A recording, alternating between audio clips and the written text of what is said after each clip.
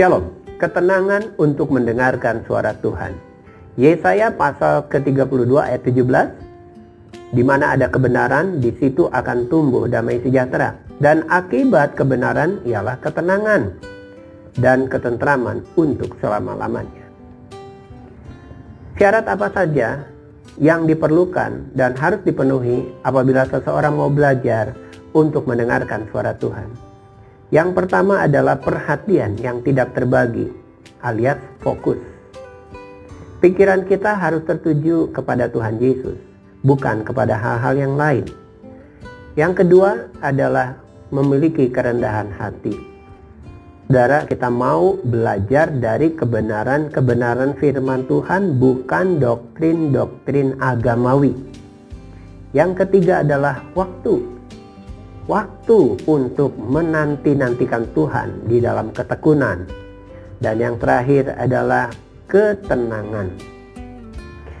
Ketenangan adalah menurut firman Tuhan dalam Yesaya pasal yang ke-32 ayat 17, ketentraman dan ketenangan adalah akibat daripada kebenaran. Saudara, jika kita tidak memiliki kebenaran, kita tidak akan memiliki ketenangan dan ketentraman. Apa itu? Atau tepatnya siapa itu kebenaran?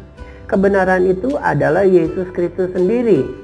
Jadi kalau kita tidak belajar untuk berfokus kepada Tuhan Yesus, yang adalah kebenaran itu, bagaimana kita dapat mengalami ketentraman dan ketenangan di dalam hati kita? Terlalu banyak godaannya. Godaan terutama dari hati kita dan pikiran kita sendiri yang tidak tahan untuk menanti-nanti Tuhan dengan tekun dan dengan sabar.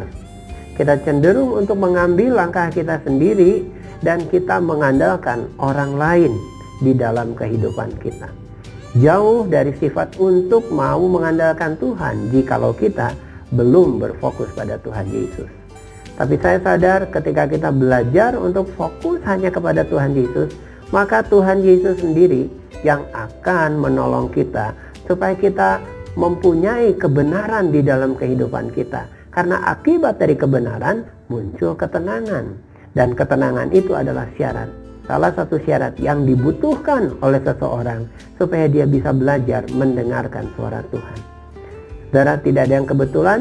Kita sudah mempelajari tentang fokus on Jesus.